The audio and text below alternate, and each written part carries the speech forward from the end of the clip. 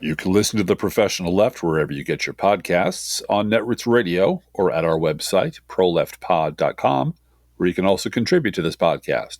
There's a PayPal button at our website, or you can mail us a letter and or contribution at P.O. Box 9133, Springfield, Illinois, 62791. This is the podcast for October 14th, 2025. It's not safe for work. Recorded live from the Cornfield Resistance, where we can see the lifeboat building shipyards are putting on a third shift. It's The Professional Left with Driftglass and Blue Gal.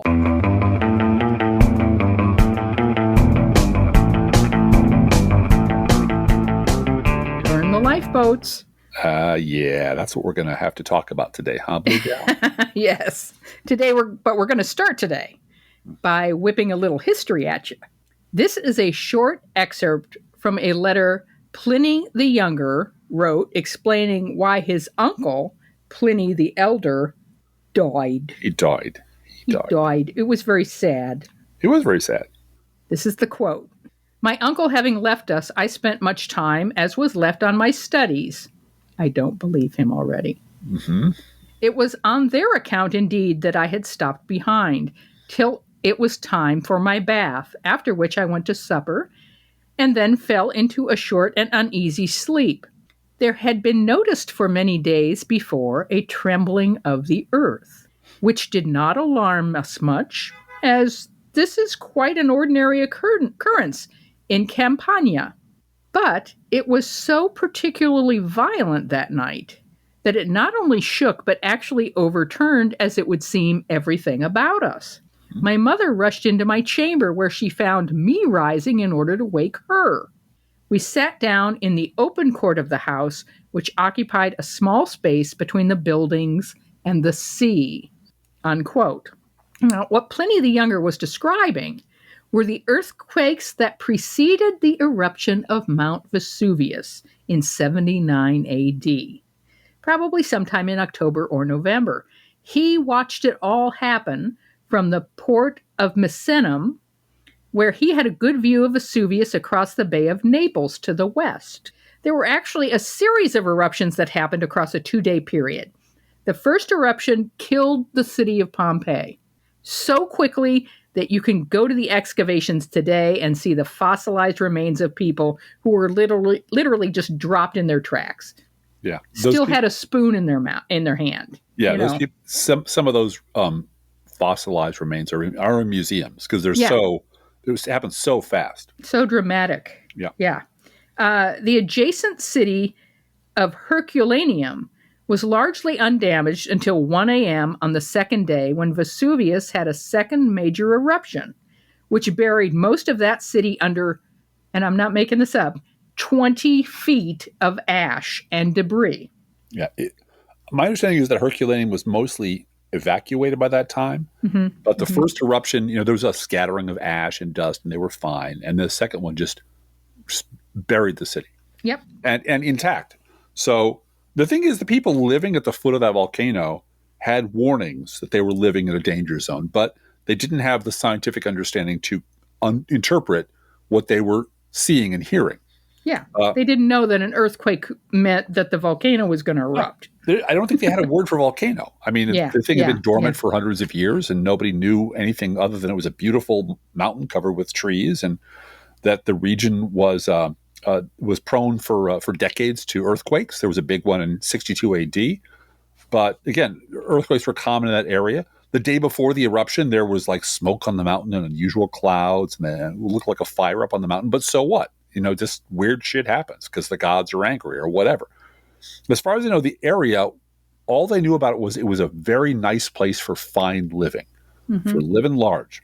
It was fertile and prosperous. It was a region known for its rich soil and beautiful scenery, has gorgeous public buildings, luxurious private houses, lavish decorations, furnishings, and artwork.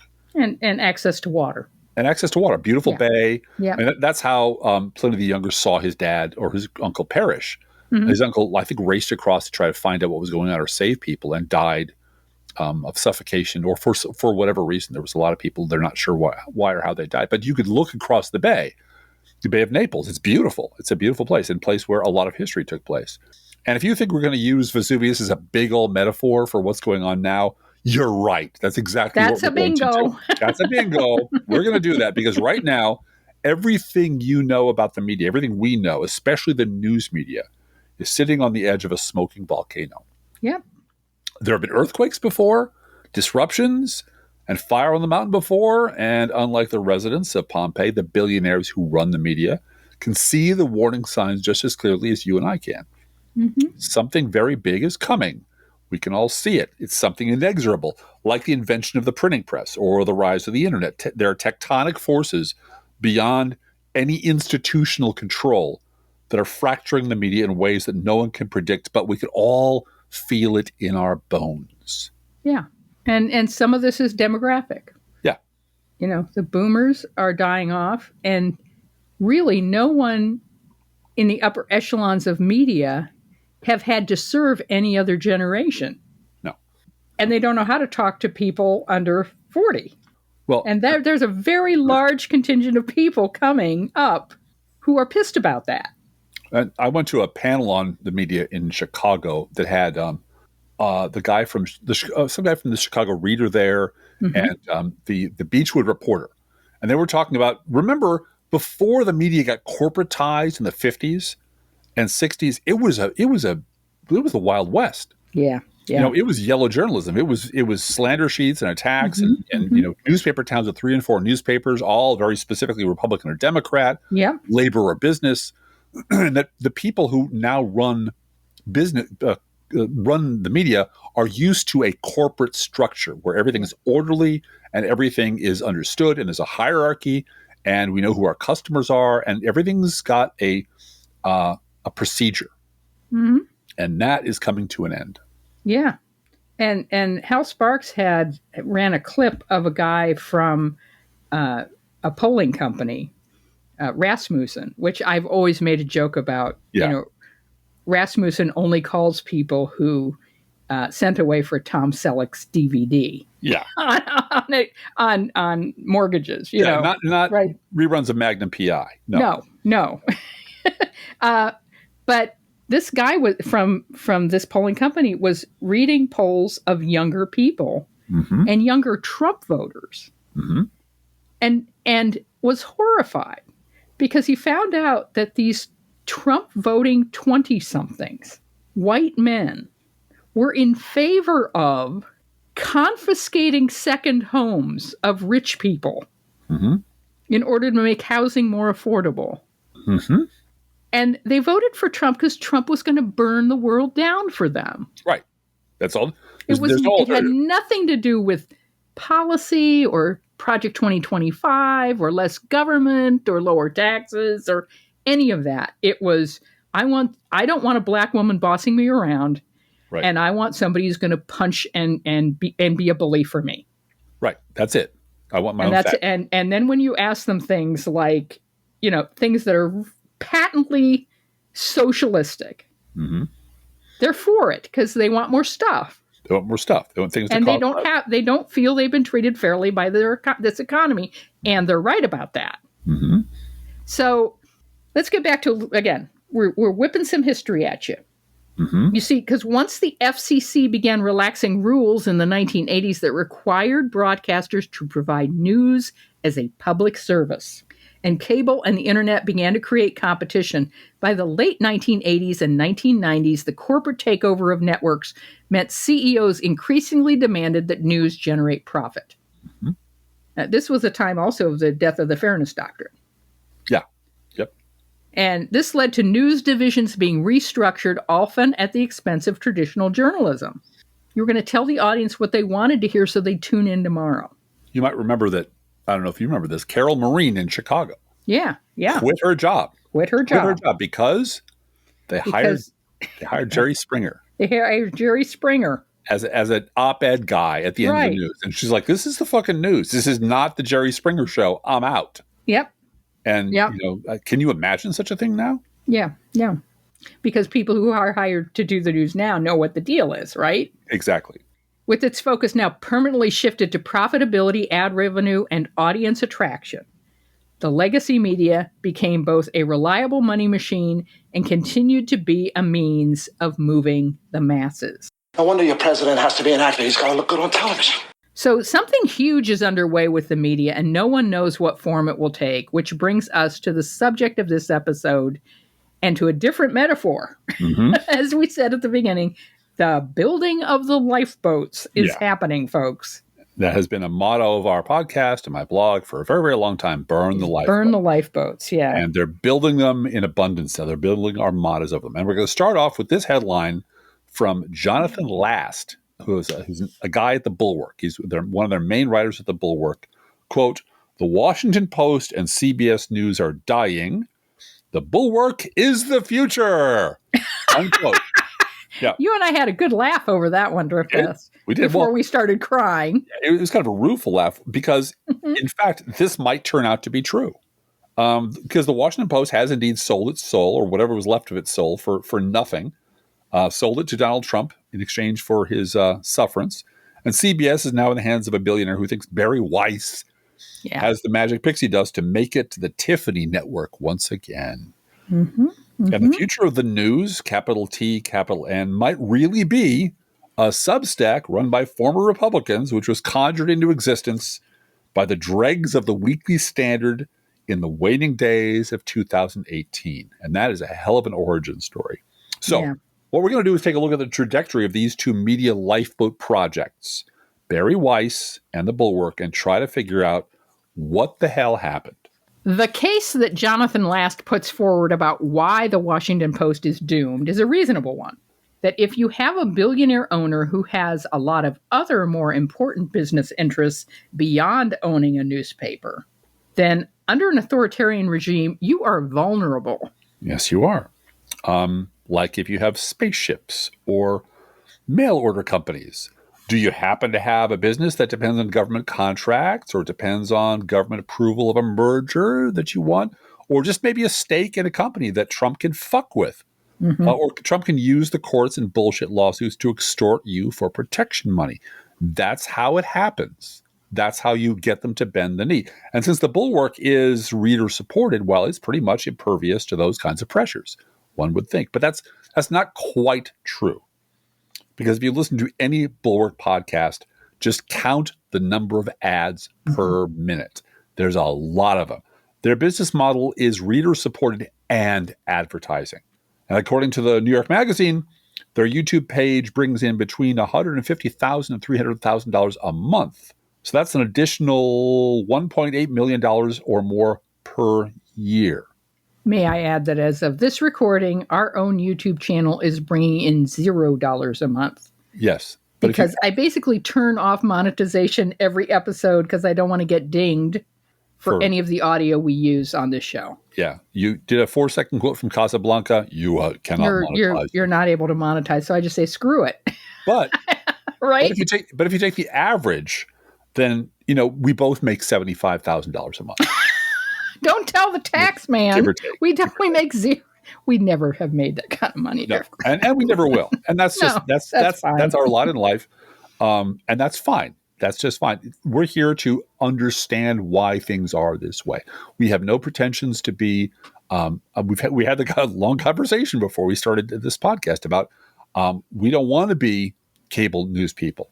No, at all. I have no interest in a cable news contract. What we're arguing for, and we're not going to see. We're kind of coming to the conclusion that's never going to happen. Is we're not going to see liberal voices uplifted in defense of democracy. That's just never going to happen. Nope. We're going to see former Republicans controlling the narrative as they do now, and that's the way it's going to be. Because there's all kinds of websites and blogs and podcasts, liberal websites and liberal blogs and liberal podcasts that are not only entirely subscriber-supported, like the professional left is, but existed long before the Bulwark was made up into existence in December of 2018, also like the professional left podcast. We were around long before they came into existence, and we were entirely subscriber-supported. So what the hell happened? What changed? And in one sense, as we alluded to earlier, everything changed. But in another sense, nothing really changed. Mm-hmm. And to understand that, we must take a brief excursion to the place the Bulwark dares not go. Yep, we're going to the before time, boys and girls, to the before time. And I have the privilege of reading to you from Brother Charlie Pierce, yes, March 18th, 2014. And the subject is the Weekly Standard founder, Bill Kristol. Mm-hmm. Quote, "This just in from our sociopath bureau. Just shut up and go away," unquote. Mm-hmm. Now, Brother Charlie begins with this quote from Bill Kristol from his now defunct Weekly Standard. This is Bill Kristol. Quote, "Can Republicans do no better than shamefully to emulate Somerset and Obama? I assure you that nobody ends up being more war-weary than me. Will no brave leader step forward to honorably awaken us from our unworthy sleep?" Unquote. And as Driftglass has pointed out, there isn't a war that Bill Kristol doesn't want to get involved in. No, during Iraq, as it was going off track, predictably, Bill Kristol is out there saying we should decapitate more regimes out there. We need to send more troops to more countries. Yeah. We need to go into more countries. Yep. And I can't find the place where he said it, but I remember him saying it. And he was saying, if we had the will to do it. If we only had the will to do it. And we could do it. Morning Joe, I believe, when he said that. Yeah. But everyone was like bug-eyed, like, Jesus, when did Goebbels show up? Yeah. Because it really was, if this country only had the balls to go we would be knocking on every door in the Middle East and blowing up what was inside of it. And converting them all to democracies, just like we're doing in Iraq. And that was Bill fucking Kristol every day, all day. Back when we were blogging, and there was no such thing as the Bulwark, back when this was the Republican Party. Yeah, yeah. Mm-hmm. So this is when I get the privilege of Charlie Pierce winning the Don't Sugarcoat It Award for 2014. By the way, how would you like to hear this on cable news? On cable news. 3 days a week from... at least 3 days a week. Yeah, something like this. Something like this. Quote, "Blow me, you monstrous bloodthirsty fraud, you silly, stupid chicken hawk motherfucker who plays army man with the children of people who are so much better than you are, and who would feed innocent civilians in lands you will never visit into your own personal meat grinder to service your semi-annual martial erection. You and the rest of your cowardly cohort helped prepare the ground for the worst geopolitical mistake the country has made in 30 years. You fought the battle of the green rooms and the think tanks, while other people's sons and daughters died for your fantasy of how the world would work if you really were the pimply adolescent Zeus you see when you look in the mirror every morning. The country does not need your lectures anymore. The country does not need your counsel. The country does not need your advice.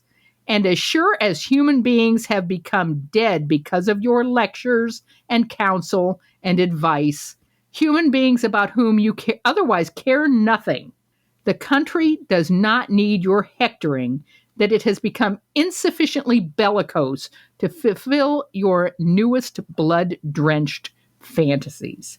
Unquote. So we all need a cigarette after that one. Yeah, that was the prevailing attitude and right, correct, 100% factually accurate attitude about Bill Kristol in 2014. Mm-hmm. And that caught people's attention, as the kids say. But at the time, I had a small quibble, not with Charlie Pierce, but with some of his commenters over their description of this as a takedown. Because a takedown, in the very strictest sense of the word, must involve the humbling of the person to whom it's directed. And I was sure that nothing on this earth was ever going to humble a straight-up sociopath like Bill Kristol. Yeah. It reminded me of all the great working over that we liberals did on Bill Kristol in 2004. Yeah, going way back. And in 2005, by the way, 2005 was the year that one of Mr. Kristol's most infamous partners in treason, Paul Wolfowitz, was punished for his lies and his arrogance and his murderous incompetence by being given a job of running the World Bank until he fucked that up too. It reminded me of all the stompings we liberals gave to Bill Kristol in 2006. 2006, you might remember, was the year Stephen Colbert beat Bill Kristol like a rented mule on television. Asking him about how's that project for the new American century going? Yeah. And he turned very red and shit himself because nobody is supposed to talk to him like that. Yeah. This is a man who cannot bear being in an arena when anyone pushes back on him without getting immediately furious that you're challenging his wisdom. And this is reminds me of 2007. That was the year Bill Kristol was given his own column in Time magazine, of all magazines. Also in 2008, that was the year Bill Kristol lost his Do Nothing, Know Nothing Time column featherbedding gig. But to balm his hurt feelings, he was given a column at the New York Times, where he picked right up with his former employee, a guy named David Brooks. And may I say, it was during both of these jobs that there were continual factual errors in his columns. Oh, he's a terrible writer. Yeah, and no proofreading, and just publish it, and it's wrong, and oh, well, we'll get you a job. Time was embarrassed to have him there and fired him. Yeah. For cause. The New York Times just let his contract run out. Yeah, and so that was very sad because he lost his job. Then in 2009, when he lost his New York Times gig, he had to make do with continuing to be wrong on Fox News every fucking day and being a regular guest on all the Sunday shows. And that lasted until 2013, when he finally lost his Fox News gig. Oh, yeah, this is sad. From Politico in 2013.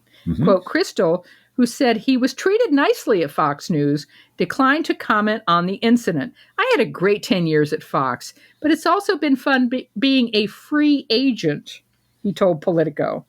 Fox seems to be doing great without me being on all the time, and I hope I'm doing okay being on all the other networks some of the time.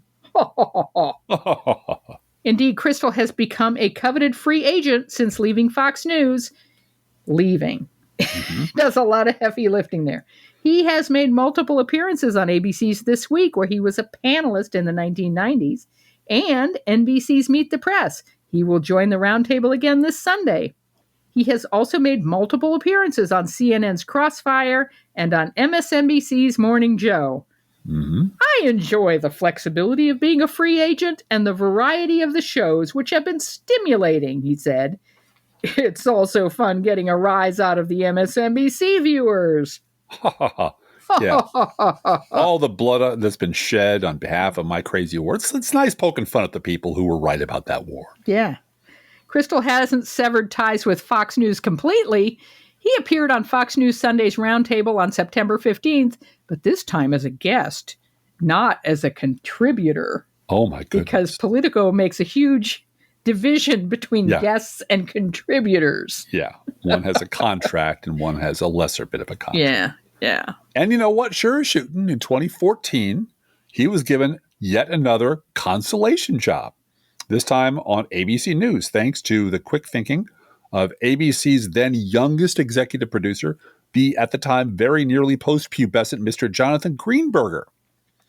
I, at the time, was confident the world would little note nor long remember that this was, in fact, the second time ABC News had made the mistake of hiring the flamboyantly depraved Bill Kristol. There was such a long and colorful history of liberals like me declaring that at last, Bill Kristol had shit the bed once too often, that finally this boil on the ass of journalism would finally be lanced. I don't care whose nephew you are, who you know, whose dick you're sucking on, you're going out. I swear to you. But clearly Bill Kristol is one of those people who, like Kaiser Soze, I'm telling you, the sky is protected from up on high by the Prince of Darkness. Take my word for it. So how does that happen? How does someone who is so demonstrably wrong about everything all the time become someone who major networks and print publications felt obliged to hire over and over again? And the key to understanding the answer to that just so happens to also be the key to understanding what's happening to the media right now. Right. So to understand what made all this possible, it was made possible by a guy named Rupert Murdoch. Yeah, that Rupert Murdoch. The Australian fascist media mogul was on one of his periodic American media property buying sprees and decided to give Irving Kristol, his son Bill, and Bill's friend Fred Barnes, a big sack of wingnut welfare cash to create the Weekly Standard and staff it with the dregs of every conservative think tank in Washington, D.C. The first managing editor of this redoubt of neoconservatism was the gentleman named David Brooks. Because as a part of his plan to take over conservatism, conservative media, and the Republican Party, in addition to all the schlock he was funding, Murdoch also used his money to buy respectability. And so in September of 1995, the Weekly Standard was born. And as Mordor was to Sauron, so the Weekly Standard was to Bill Kristol. It was his place of power, an institution which he could use to collect IOUs from virtually every conservative writer you've ever heard of by giving them bylines and paychecks, and most importantly, giving them entree into the legacy media. How do you think David Brooks got a job at the New York Times? He got that job because he was managing editor working for Bill Kristol during the Iraq War, when the New York Times was desperate for someone to come on to prove to the country that they were not a liberal publication. Mm-hmm, mm-hmm. The Weekly Standard was a place from which he thought he could safely go on slagging Democrats and enforcing conservative orthodoxy forever. Mm-hmm. And as the consequences of the Trump presidency started to sink in, Bill Kristol went right on using the Weekly Standard, as he had always used it, as a sniper's nest from which he and his writers could attack Democrats and bitch about Trump. Because neener, what's Trump going to do about it, huh? And remember, Kristol's biggest beef with Trump was not his monstrous policies. Because no one in the Republican Party gives a shit about policies. Mm-hmm. Trump hated Obama as much as Kristol did, was as dedicated to gutting the Affordable Care Act as Kristol was, and has been far more obedient to the wishes and whims of Benjamin Netanyahu and Israel's far-right-wing Likud party than any president in history, which is absolutely critical to Bill Kristol's policy chops. Yeah, that's his worldview. That's his world. So what was Kristol so spun up about? Yeah, what was making him so pissed? I mean, yeah. If you ever go back, and I did to research our podcast today, go back and read Bill Kristol's Twitter records, because they're all embedded in my blog somewhere. He just spent most of his time on Twitter shitting all over Barack Obama, blaming him for everything, going on about Benghazi, and right up until the end of 2016, and then comparing Obama to Trump and saying, "Don't worry, Trump is nothing. He's just a pimple. He's a little purple pimple, and there's nothing we have to worry about." So he was a hateful, vicious prick that entire time to Democrats and to the Republican Party. So his objections to Trump were almost entirely based on Trump's bad manners. That's all. Because Bill Kristol's conservatism was always fascist at heart. But what he wanted was a genteel fascism led by true conservative heroes like Mike Pence. And a large chunk of the Republican Party is just that. Yeah. They'll go along with Trump. Yeah. But what they want is a quieter, more affluent, more subdued form of fascism. They love the fascism. They just don't like you advertising it. And that's the problem. Instead of Mike Pence, they got Trump, who won the hearts of the racist white trash rabble, which Bill Kristol thought he had locked down. He thought, these people are all in my corner. I don't need to worry about them, by offering them the one thing Kristol never could: permission to be as out and proud with their depravity and bigotry and paranoia as they wished. Yeah. Because Trump's saying what I'm thinking. Yeah. So we can say it now too. We love this guy. He's the one we've been waiting for. Kristol and the rest of the Never Trump running buddies he spent his time with spent their entire political careers working to engineer a quiet Republican fascism, a fascism where the racist base of the GOP was manipulated by dog whistles that were deployed as quietly and deniably, like beer farts passing through silk cushions. Yeah, and done on local TV with local congressional candidates rather than presidential candidates. Well, presidential candidates could go on and on about how liberals want to chop up babies and sell their parts for Planned Parenthood. But they couldn't scream the kind of crazy shit Trump would and did at the top of their lungs. They were not supposed to do that. That was déclassé. That was it. Yeah. And you know what? They almost got away with it. They almost made it. Yeah. But then Trump came along and started giving the game away by saying the quiet part out loud. And the racist Republican mob loved him for it. The racist Republican mob that Bill Kristol spent his entire career building loved him for it. Yeah.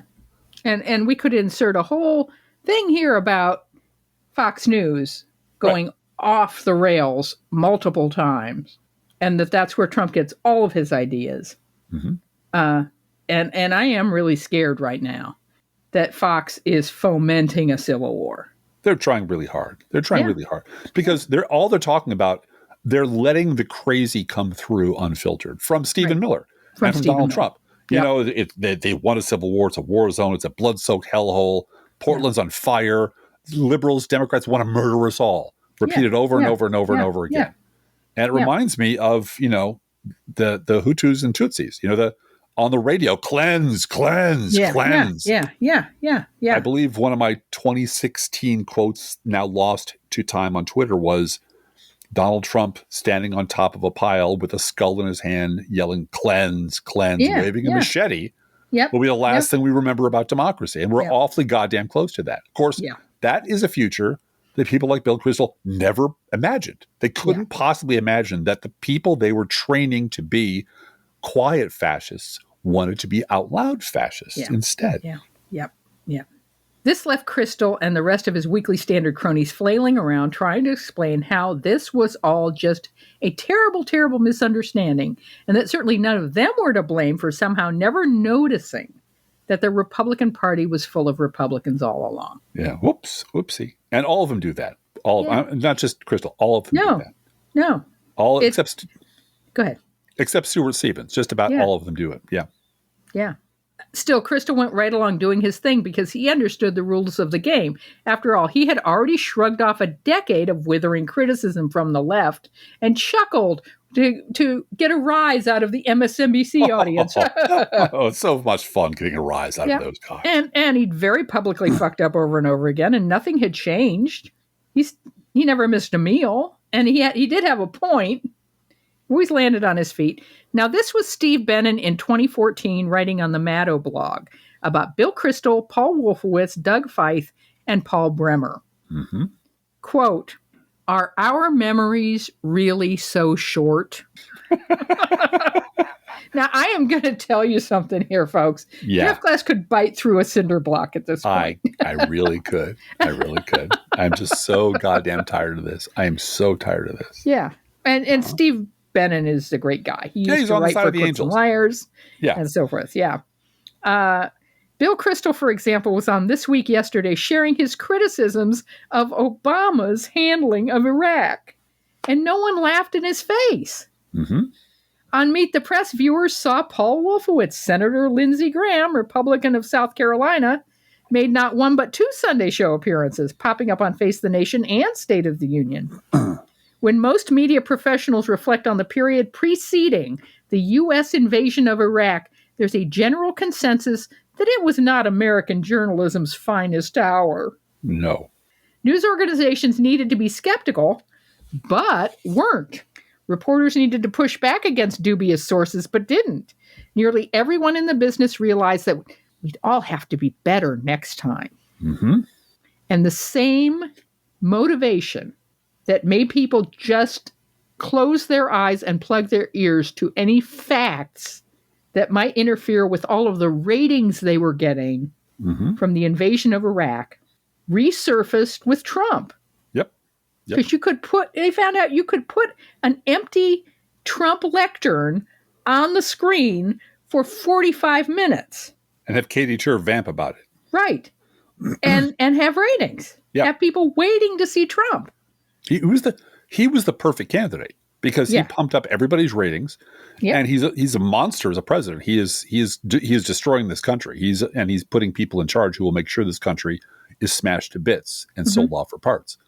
But once corporations started running the news, all they care about is money and audience.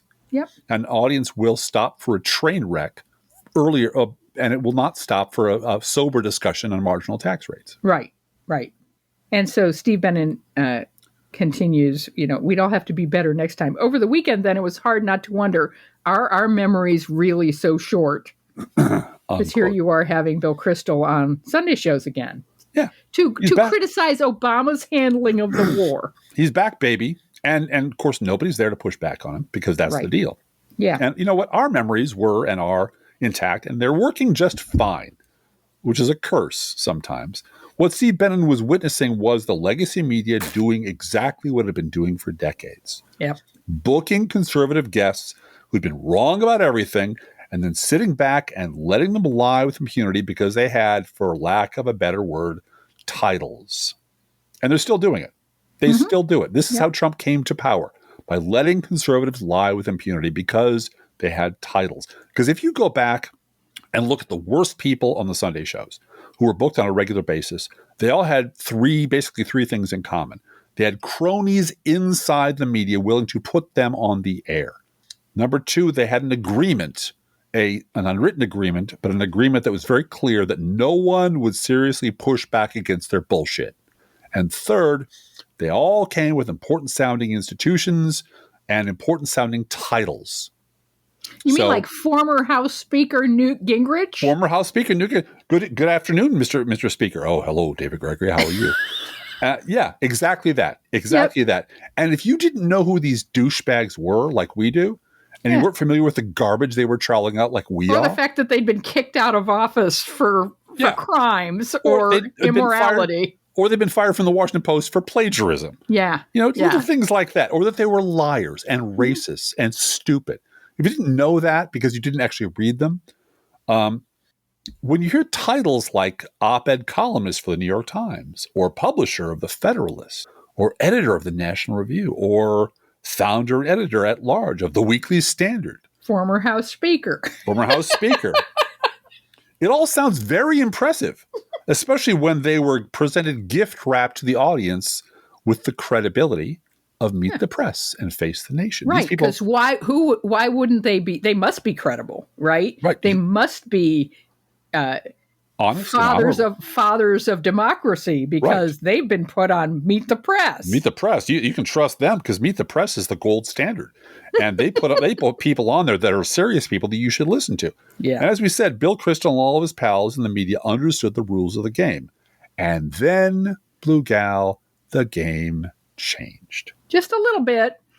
This is from a December 18th, 2018 article in Commentary magazine by the odious John Podhoretz, which no longer exists on the Commentary website, but was found at the Internet Wayback Machine. Yeah. So, you can count on us to go digging. Quote, "The murder of the Weekly Standard. The Weekly Standard will be no more. There is no real reason we are witnessing the magazine's demise other than deep pettiness and a personal desire for bureaucratic revenge on the part of a penny-ante Machiavellian who works for its parent company," unquote. Wow. John Podhoretz is really hurt about this. Well, yeah, this is their magazine. Yeah. This is not some liberal rag that he's perfectly okay seeing. This is where they go when they've been fired from some place to find a soft place to land and health insurance. Who's going to hire my bullshit ass now? Yeah, I need health insurance and to pay my mortgage. Mm-hmm. I know, I'll just go over to the Weekly Standard and work there for a year, right? Mm-hmm. So that prompted New York Times op-ed guy David Brooks to use the kind of blunt and unequivocal language we hadn't heard him use since back in the old days when Bill Kristol used to pay him to slander us liberals as crazed America-hating idiots in the pages of the Weekly Standard. That's what he used to do for a living. David Brooks just lost his mind over the death of the Weekly Standard. Yeah. Quote, "I agree with everything John Podhoretz is saying here. Anschutz and McKibben are small-minded, vengeful imbeciles. Much more to come," unquote. Ooh, harsh, David Brooks. So harsh. Yeah. All of a sudden. What about being humble? Where's all the humility now? What happened to humility? Where's your humility now? Where's seeing the other guy's position now? Where's finding truth on both sides now, David Brooks? Do you remember when David Brooks taught a class on humility at Yale? I do, vividly. Do you remember my Photoshop from that era? I do, I found vividly. I found the loudest Dean Martin Vegas sign and put David Brooks, humility. Yeah. Limited engagement. Yes. And this from Vox. This is December 14th, 2018. Mm-hmm. Quote, as one source told me, this is not about dwindling subscribers. This is about strip mining the Weekly Standard for its assets, namely the magazine's subscriber list. Oh, those lists. Those are valuable lists, honey. Yep. At the heart of the troubles is the Weekly Standard's turn against Trumpism, which has proven a losing bet in a conservative movement that has increasingly embraced the president. Media DC reportedly wants to jettison the anti-Trump brand of the Weekly Standard, but use its subscribers to bolster the more pro-Trump, or at least Trump-agnostic, Washington Examiner. Yeah. Unquote. That's very exciting. Very exciting developments we have in that. And we're slowly approaching the present day, but this is how these things unfolded. This is why things are the way they are.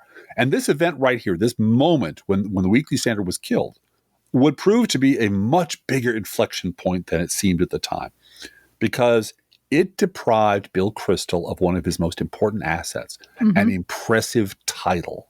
Right. Being former founder of the former Weekly Standard isn't the same as being former House Speaker. You got to have a book you're promoting, or you got to be the editor of something or the publisher of something, or else you have no place on their show because you have no credibility, because they can't put that as your Chiron resume to make people trust you. So he is deprived of his impressive title, which you must have to get yourself booked on the respectable legacy media shows. So let's stop for a minute here at the foot of the Mount Vesuvius and look at the landscape. Look at what's around us right at this moment in history. Trump is a rising force in the Republican Party. He's sweeping to power. Right. He hasn't been elected president yet, but not quite yet, but he is sweeping to power. Yep. And everyone in the legacy media thought it was impossible. And again, the timeline's a little bit twisted here because the Weekly Standard was snuffed out in 2018, and we're talking about 2016. But it's the general environment in which we're all operating. And the base of the GOP stands exposed as the mob of bigots and imbeciles that we always knew they were, which the legacy media spent decades pretending was not real, did not exist. Mm-hmm. So in other words, at this moment, the liberal left was right about the right all along. Yay! I've heard that somewhere before. I don't remember. It should be on a t-shirt. I would like that needle pointed on a pillow. To which I can cry. Hold your breath. To which I can cry once a week. Yeah. I'm going to go home and bite my pillow. We on the left, and we alone, at this moment in history, occupy the moral, historical, and factual high ground. So if you're running the only nominal liberal cable news network around, what do? You've got all these liberals who are right about everything and who are used to talking, are quick on their feet, are smart, are presentable on television, as least as presentable as Steve Schmidt and Rick Wilson. So you have all these liberals out there who've been right all along, who have a long history of being right, and stables that you could draw on indefinitely for informed opinions. Do you uplift those liberal voices that have been right all along? Do you invest in them, materially invest in them? Do you celebrate them? Do you give them entree into the wider legacy media conversation, Blue Gal? Is that what you do? Well, yes and no. You give Rachel Maddow a bucket full of money. Well, she's already there. Later on. She's already there. Yeah, but the real answer is hell no, you don't. Hell no. You certainly aren't trying to elevate blogger voices. No. And this is from the week. This is a moment in time that Driftglass and I remember very sharply and clearly. Mm-hmm. It's from June 1st, 2016. So before Trump's elected, but after the end of the Iraq War, after the Obama administration. The Obama administration's on its way out. Mm-hmm. And this is what happened. Quote, MSNBC no longer wants to be known as the liberal cable news network. MSNBC's new ad campaign makes it plain as day that MSNBC is done casting itself as America's left-leaning cable news network. The ad, which is set to run in conservative and mainstream media outlets, highlights some of the network's conservative and Republican contributors. Alongside the rather unexpected message, people might start accusing us of leaning too far to the right. Mm-hmm. Hugh Hewitt was on there. Oh, yeah. These were the Hugh Hewitt at MSNBC days. Steve Schmidt was on there. Steve Schmidt. Yeah. Mm-hmm. Nicole Wallace. All of those folks. While MSNBC doesn't plan to totally ditch its progressive bent defined by opinionated, unabashedly liberal hosts like Rachel Maddow, Politico reports that the network's new focus will be on in-depth storytelling. Yeah. I can't.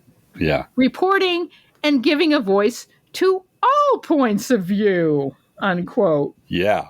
Both sides. Which sounds an awful lot like Bari Weiss circa Right Now. Yeah, it does. Oh, my God. Because you want to let everyone have a crack at that microphone. All points of view are equally good. Everyone should be welcome at the table.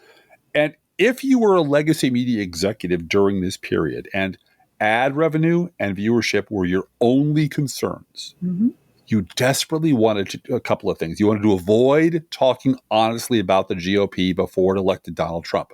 You cannot allow into the conversation discussions of the before time and who was guilty of what, who was culpable of what, and who covered shit up and who lied about stuff like David Brooks and Bill Kristol. And you were very hungry to attract Republican viewers who were freaked out by Donald Trump, who you were convinced by all your Republican friends numbered in the millions. They'll kick the door in just to be part of the MSNBC family. Yeah. And it turned out there were like 9 of them. Yeah. And they were all busy in New York doing whatever the fuck they were doing in New York. And that was how the Bulwark was born.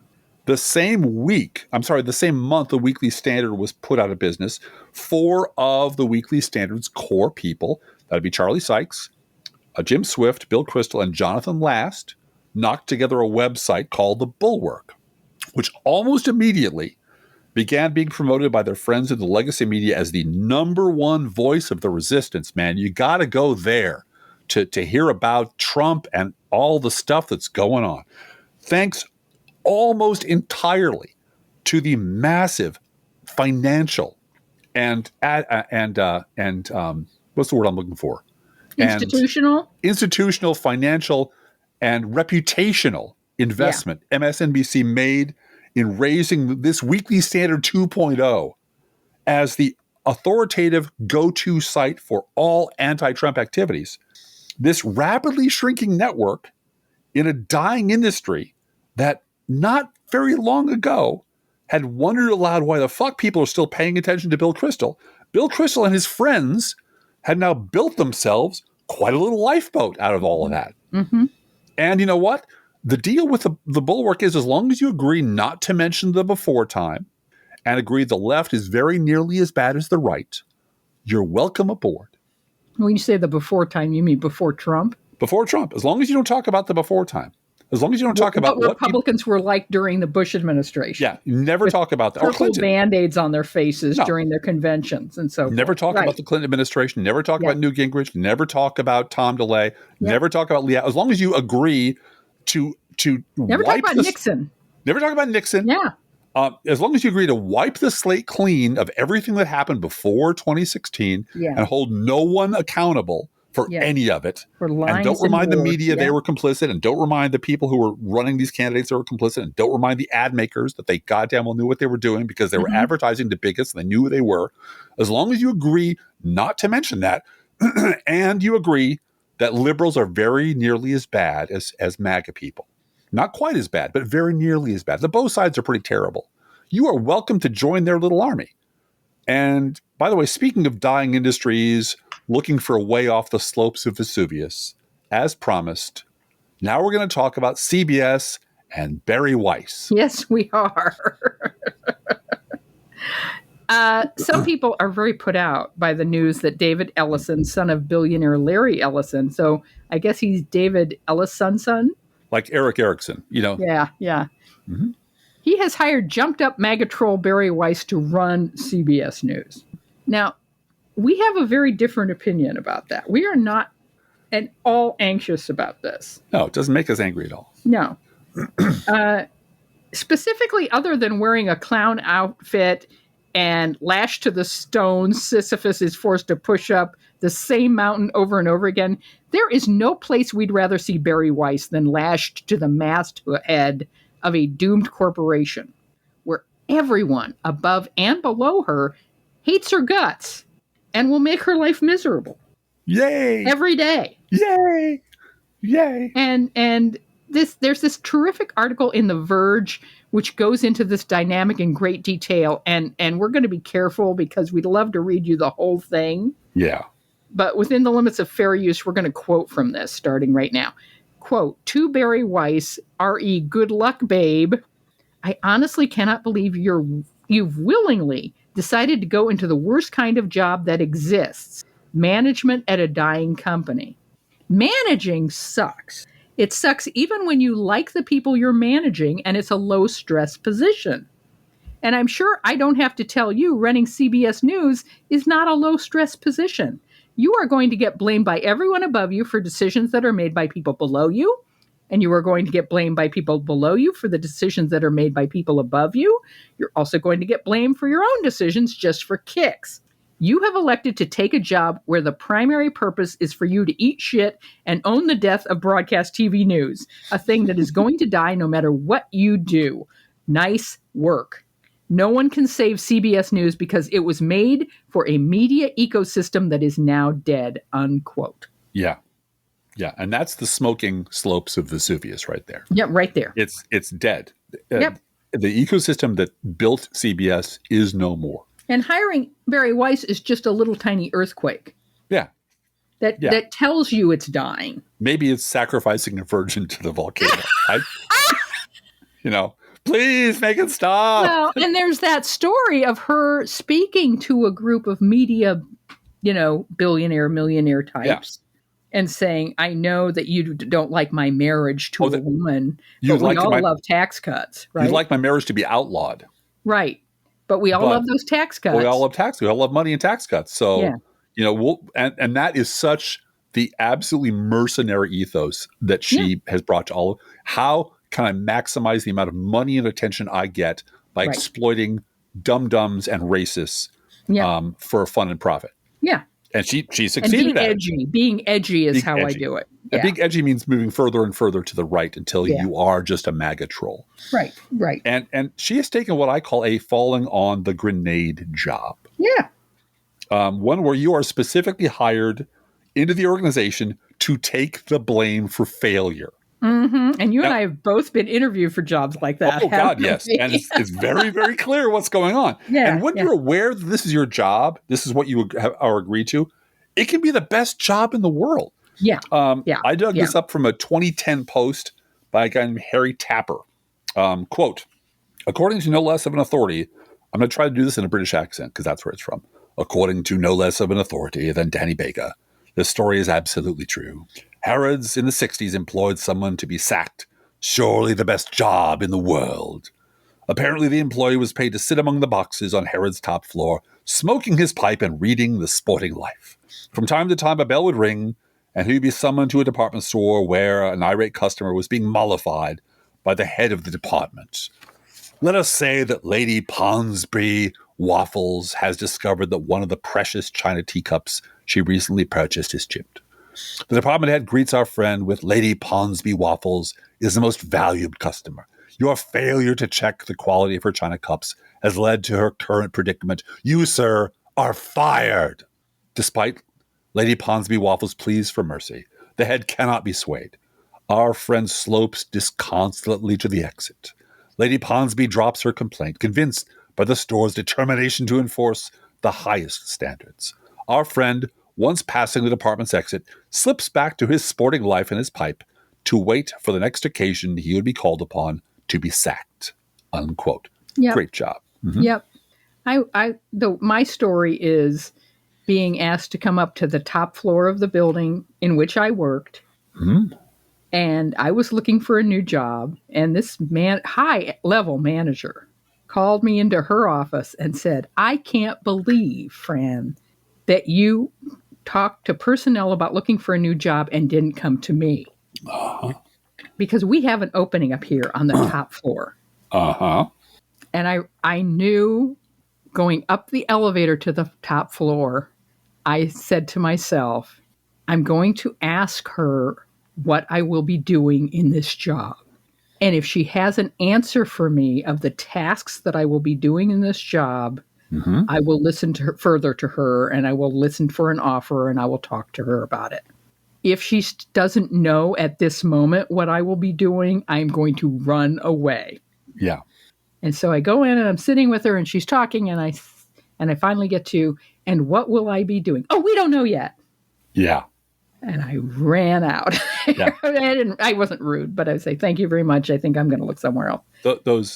Those windows on the top floor, your job will be to plummet from them. Yes, exactly. And sure enough, the person that was hired to be in that position that she had an opening for in her budget lasted, and I'm not making this up, 2.5 weeks. Yeah. And then they did a reorg and realized, oh, that person doesn't do anything, so we're going to let them go. Yeah. Well, and there was a lot of pain, and that person felt very misused. And they were. And they were. They have a reason, because they didn't know that was the deal. Yeah. Yeah. You've got to be smart. You've got to be smart. I also have been offered such jobs. I was offered one such job under false pretenses. After I'd been laid off from the city of Chicago. As you all know, I worked for the city of Chicago for 10 years. I did great work there. I got laid off at the peak of the Great Recession, which changed my life forever, suffice it to say. During my time with the city, I'd been part of a team that had chartered a new high school called Austin Polytech, which is still around. I'm still very proud of the work we did. It came to pass that the Board of Education was looking for someone to do something similar with another high school, so I applied for that job because I was unemployed at this point, and they turned me down cold. So, okay, fine, no harm, no foul. I go back home, I keep looking for work, and then about 4 or 5 months later, I get an urgent call from the same guy who turned me down the first time. Very urgent. In fact, I can hear shouting and chaos in the background. This is not a quiet, orderly work environment. And he wanted me to send him my resume immediately. Like now. Can you fax it to me now? Can you email it to me now? So I asked, okay, what's the job? And he didn't want to set one high school up. He wanted 6 high schools set up right away, right now. Yeah. And I quickly figured out what was happening, and I declined the job. What was happening was they were being audited by Richie Daley's chief of staff, which he was doing to all the departments. Yeah. And they had made a bunch of very big promises about what they were going to do and when they were going to do it. They got funded for it, and they had failed to deliver on all of it, except for my high school and one other. And now the auditor was at the door and wanted to know, where are those other 6 schools? Where are those other schools? How's it going with those high schools we gave you $500 million to open? Or whatever it was. Yeah, they wanted me as a meat shield. Someone to blame to save them from getting fired. And you know what? It didn't work. They got fired because that was what was about to happen there. But after a while in the real world, you start to be able to sniff out, oh, this is what this is. Yeah. This is a job that needs someone to blame for when something goes wrong. And especially if you've been burned by management multiple times or once really badly, as I had. Well, and you learn when I worked for the Safer Foundation, which was doing intervention work and workforce development work with ex-offenders. I got it was a lunatic job. I got sucked into a huge project that was nothing to do with me. There was no one else to do it. And I know this is going to end badly. I know it. I'm going to meetings I have no business going to because there's no one there. I am looking over things and checking things over that look terrible. It's just a mess. They got a whole bunch of new money, and the hiring practices there were ridiculous. It could take up to a year to hire someone. So that's crazy. I'm just on it because they do 1 million background checks and they vet you through everybody. Yeah. And so I'm there on a contract that is supposed to be renewed at the end of the year. And I'm taking crazy copious notes. I'm taking notes of everything. And when the chaotic project goes south, they haul me into an office and start cross-examining me. Am I involved? Why did you do this? Why did you do this? And I have at my fingertips the entire record of every single thing I did. I did this because she sent me. I did it because he sent me. And these are my notes. And here's the budget. Here. And they finally said, oh, okay. All right. I guess, yeah. Okay. You did fine. And that was it. Yeah. But they were looking for someone not going to be a heat shield for them. Fuck no. Yeah. I'd learned the hard way. Document everything, because those nice people that hired you and dump you into some chaotic situation will turn on you in a heartbeat once they need someone to blame. Yep. So let's get back to the virgin Bari Weiss and the position she's in. Yes. And she clearly thinks because she has all the money now that she's safe. Right. Because they've invested in her. Sure. They love her. So this is The Verge, quote, CBS in particular, that's your new company now. Congratulations. Has the oldest audience in primetime TV. These folks aren't the free press's assiduously courted classical liberals either. It's normie grandparents, a bunch of whom are planning to appear at the next No Kings rally. I might invoke Edward R. Murrow, but they remember him. They don't have any goodwill toward you, Bari Weiss. They don't know who you are at all. And they are not going to defend you when you screw up. You are now stuck claiming your goal is to win back younger audiences, which you cannot do, while your real job is to manage decline. Yeah. There is no way to win here. Only slightly better ways to lose, unquote. The article goes on at some length about all the various ways that Bari Weiss could lose her job, from a staff revolt to internal sabotage, to Elon Musk bug-splatting her, to failing to attract a new young audience who have already checked out, and then ends with this dagger to the heart, quote, congrats on that $150 million payout for the free press. Someone else owns it now. Yeah. Unquote. There's no going home anymore. No.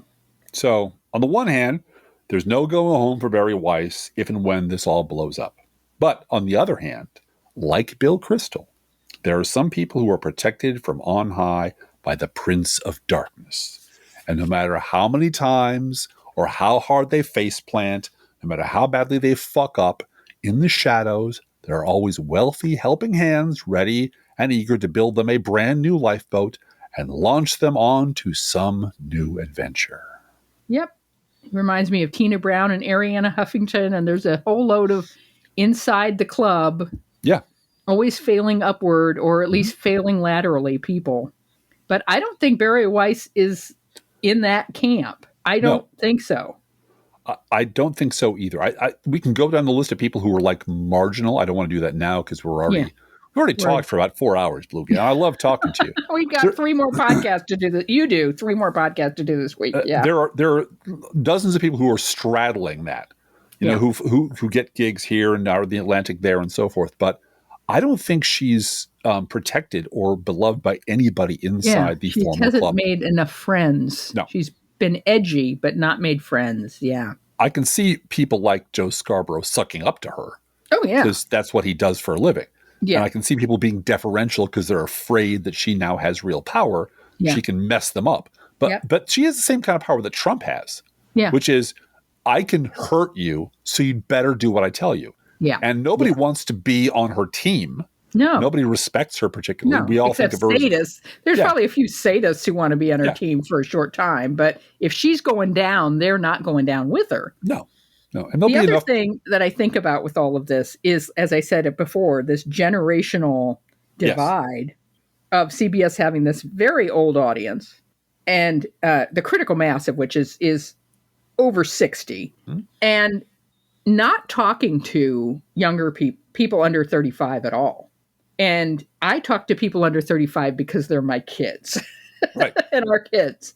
And hearing my kids go from avid Target shoppers to never going to Target again because of a flub over DEI off. Right. And have not stepped foot again in Target.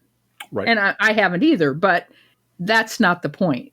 There is such an instantaneous turning off, and I simply can choose not to.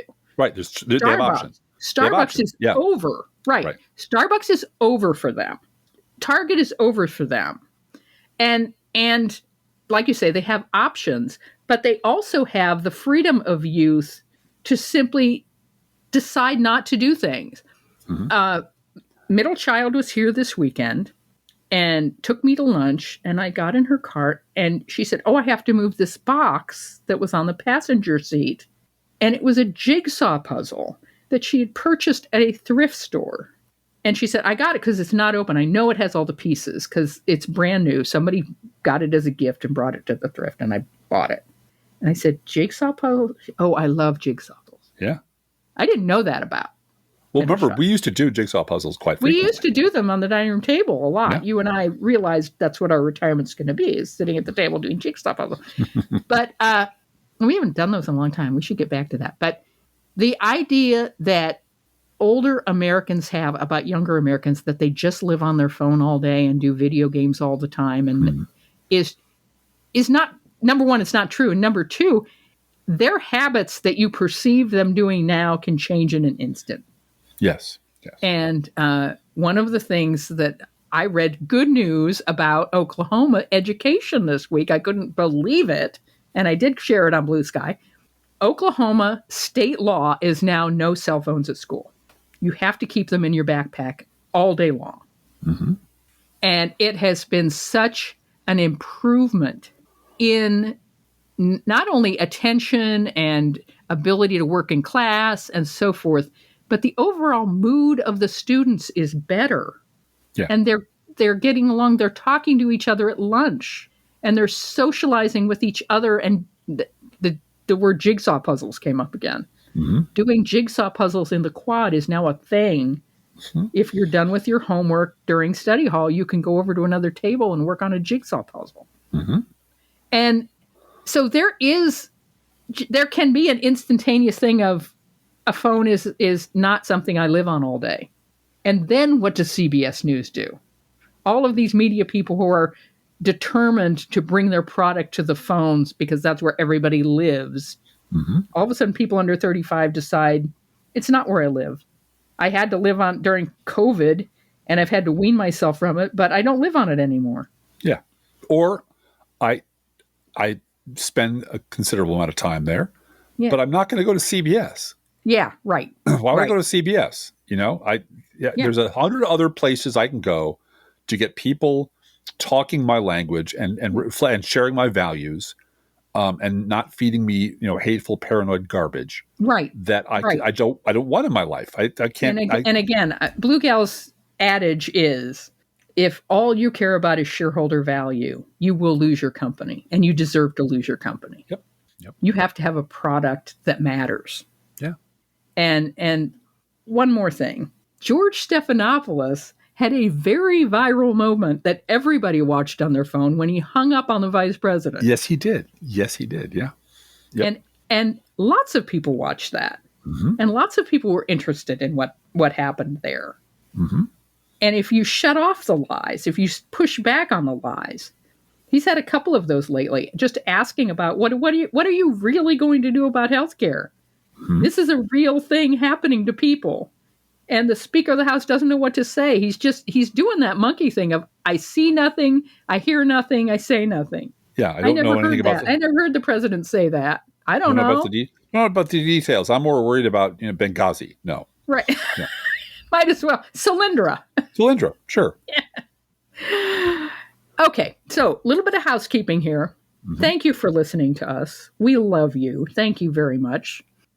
We are going to be on Bob Cesca tomorrow. Yes, we Wednesday. are. It's our Wednesdays with Cesca.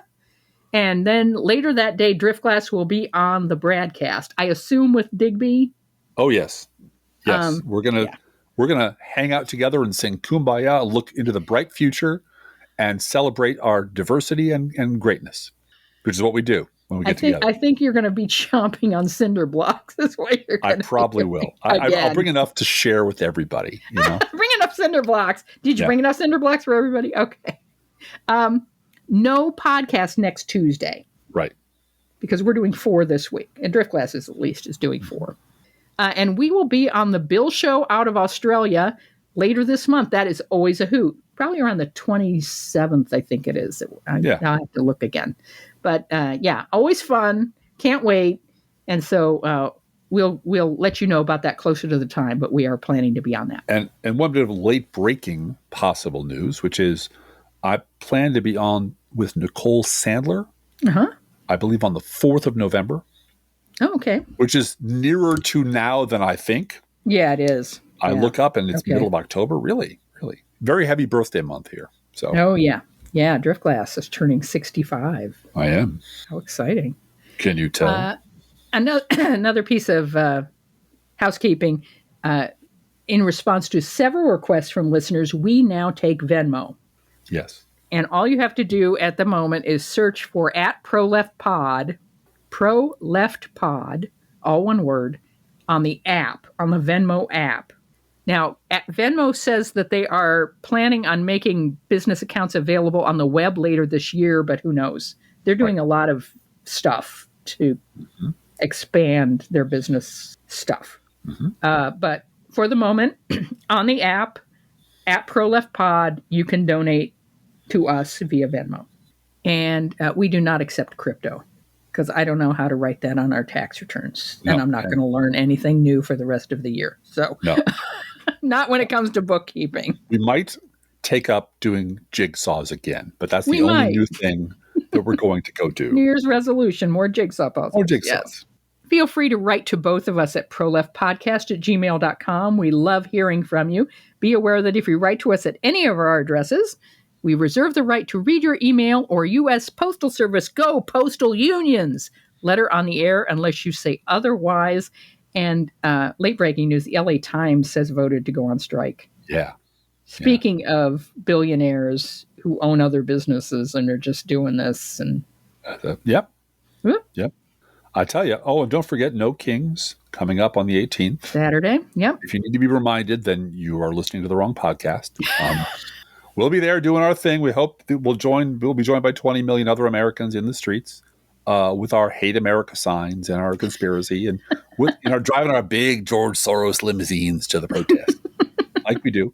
But on a smaller scale, you can share this show on social media because if you love this podcast, maybe someone you know would like it too.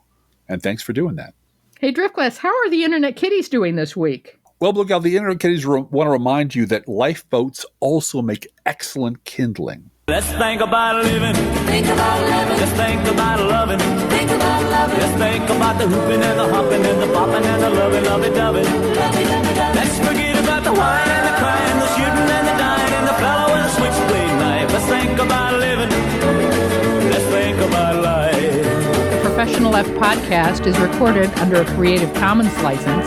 Copyright 2024-25, GGBG Productions.